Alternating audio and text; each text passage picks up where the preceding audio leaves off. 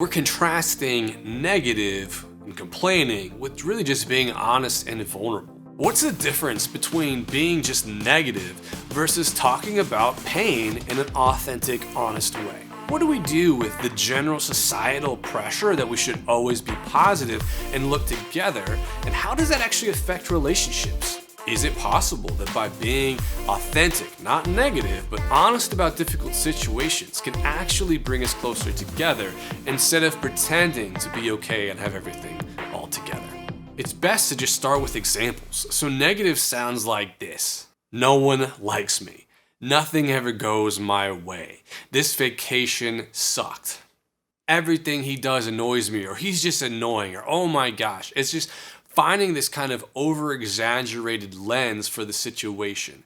It doesn't mean you have to lie about the situation. I'll use some personal examples to heighten this. So when we had our first kid, those first 3 months were a nightmare. Mental health wise, it was a disaster, very depressed. We both had postpartum depression. It was really difficult. But that's not even the whole story. Even in probably the most difficult chapter of my life, there were still really beautiful moments. There'd be times where I'd be holding my son and just be like, oh my gosh, I think about God's love, the Father's love for us, as I'm just loving this baby who is destroying my psyche, and yet I love him so much. So there I'm being honest and vulnerable. I am not pulling any punches. It was really difficult. But I'm also emphasizing and holding the balance of the good and the beauty amidst the trials as well. Not only this, but I think you can tell in my tone that even how I'm talking about the negative things, I might be holding the weight of the pain, but I'm not really it's not like this just negative darkness that's painting everything a certain way. Another example comes to mind. My wife and I went on vacation with a couple of friends. We went to somewhere in Tennessee, I'm forgetting, I think Gatlinburg, wherever there's mountains. And it was awesome. It was beautiful. It was so much fun. We had fun with them. The nature was awesome. But then there was this really difficult moment on the trip where the bathroom backed up. And all of a sudden we just hear our friends screaming from the basement. In the midst of it, those 30, 45 minutes were really stressful. As we're like, what the heck is going on? And the owner of the house is not responding to us. And Verbo was difficult. We didn't get our money back, and that sucked. So a really small portion of the vacation was affected, and 60 to 90 minutes maybe between customer support and all that was stressful and wasted. And we could let that paint our whole picture for the whole time. But instead, I think all of us look back on that. We're even the difficult times painted in the right light. We're yeah, it was stressful, but it's kind of funny to talk about now because we have a crazy story to share. It's interesting because I see clients go two different directions. Some are I will never say anything bad or negative, and they believe more towards toxic positivity, which is a whole nother video. We're not going there today. And then others binge on negativity. They're well, everything just sucks and da. And it's man, we need the balance, because it's okay and good to name when things aren't okay and what we need and what was difficult for us. That's part of connection. But then to make that the whole narrative also isn't true or correct either.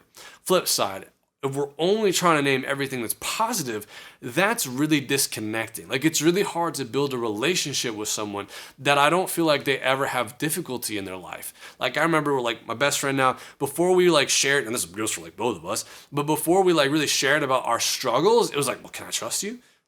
Is everything perfect in your life? Can I go there with you? There's this hesitancy to hold back because I don't want you to think I'm just broken and you've got everything together, right? Vulnerability works when it's a two-way street.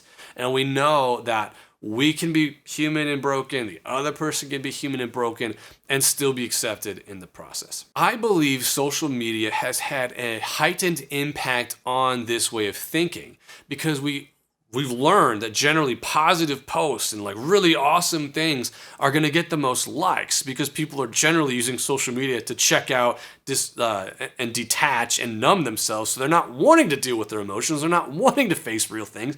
They're probably trying to distract from something not okay inside themselves. But I hypothesize we end up thinking that's just how people are.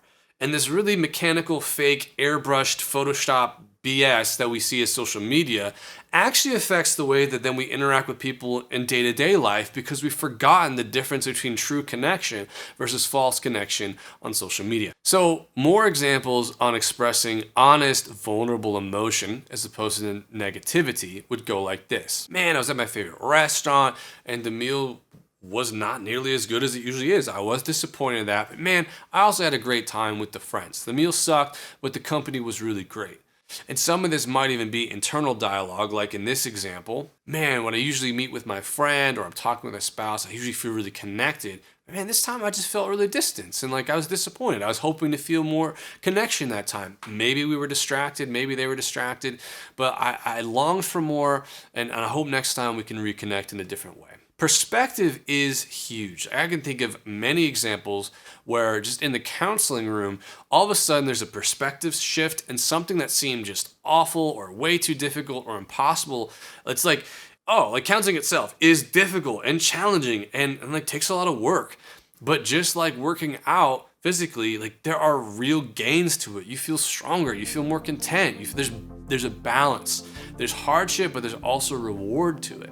Like, subscribe. Thank you so much for your time. Hope you learned something. Please comment what was interesting, what could I expound on more, any other talks that you're interested in. Thanks so much, and I hope you have a good day.